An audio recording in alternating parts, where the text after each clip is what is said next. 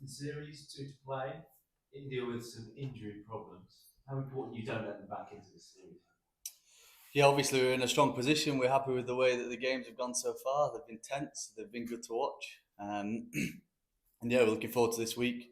Another different challenge, depending on the surface. But yeah, India are a very strong side, and hopefully we can go out there and beat them again. After what happened at Lords, do you feel you've got them on the ropes? You've got them rattled? Uh, I wouldn't say so. Like I said, India is such a good side that they can bounce back at any stage. We saw that in the after beating them at Headingley, they bounced back and had an excellent performance at Edgbaston. So yeah, we've got to go out there, try and do our thing, and hopefully it's better than theirs. We saw a bit of needle at Lords, which we haven't seen in an England test for some time. Can we expect more of the same here? Oh, God knows, we'll see. We'll see what happens. But yeah, we saw them guys going at Creeps and Ducky. So we had a little chat, and we thought we're a team, so we may as well combine each other, get together, and yeah, go back at them. Is it good for the game? Is it good for the drama? I've had a lot of compliments. Everybody said that it was awesome to watch, and it looked like there was 11 versus 2 out there when we were fielding, and it was good fun. I have to admit, it was good fun. It was tiring, but yeah, it was good. It made fielding a lot more enjoyable.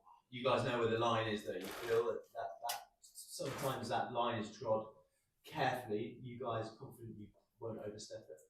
Yeah, absolutely, and we try and play in the spirit of the game as much as possible.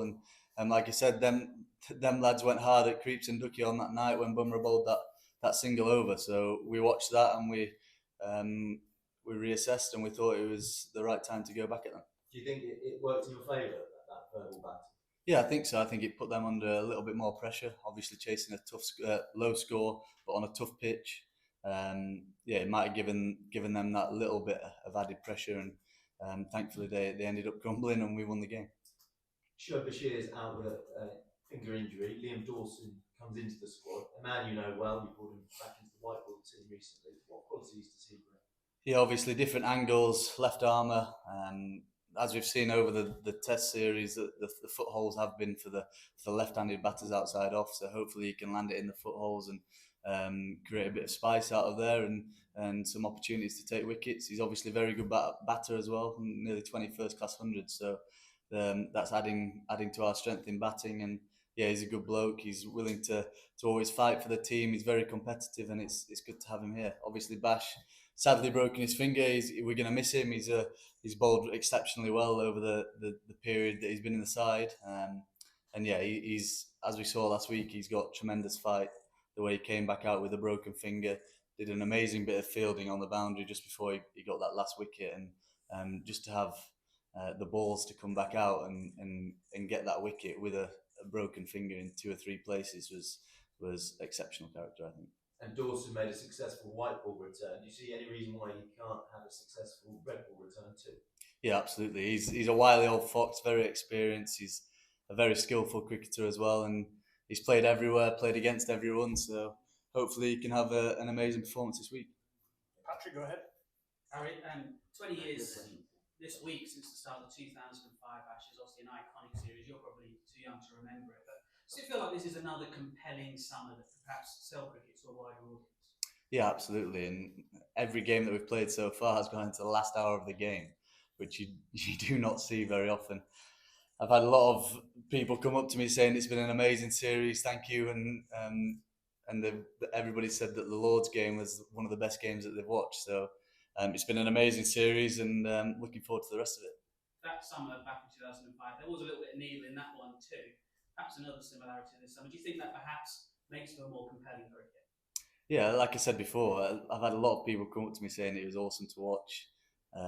Like I said, the 11v2 on the pitch, that's how you get brought up to try and play cricket, is work as a team, try and figure out how we're going to get them out, and they always have to be nice. As we saw last week, we tried to create a bit of niggle, and who knows, that might have played into our favour, or we just bowled well. So yeah, it was good fun, and yeah, I'm looking forward to the rest. You've won in a couple of different ways, big run chase and skipping a team out. Is that satisfying for the team as a whole to win in different circumstances? Yeah, absolutely, and we saw them set a ridiculous total for us at Edgbaston. They obviously they were a little bit scared of setting us a total that we could potentially get. So that played into our favour and gave us a lot of confidence as well going into other games going forward.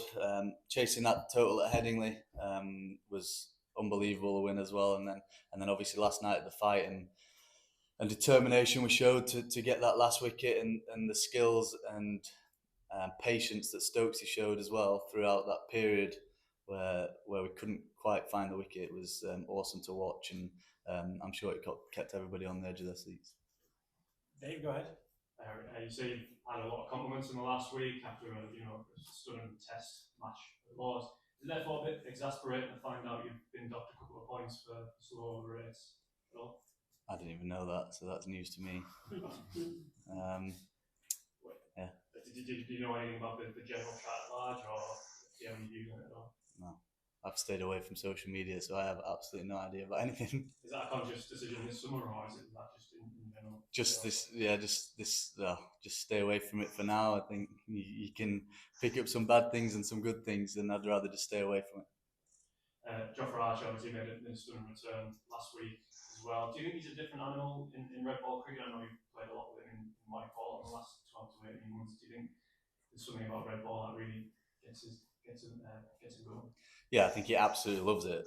Firstly, that opening spell he bowled to on his first spell, it was awesome to watch. He was bowling nearly 94 mile an hour every ball and swinging it, and yeah, it's tough to face, if I'm being honest, with the slope as well. And it was just awesome to watch him get a wicket in his first over. You've been knocked off top spot again in the batting rankings. I don't know if you've seen that by Joe again. Is there like a competitive rivalry there between you two, like healthy rivalry?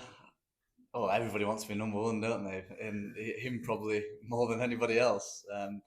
But no, he's a phenomenal player. I'm not in the same league as him, so I'm happily let him have it. He's played for 12, 13 years or however long he's played. He's, in my opinion, he's the best Test batter of all time. So I'll let him have that one for now.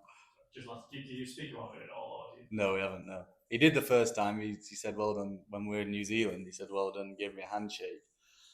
And then he took it off me again 3 days later. So he's done the same last week. Any more questions?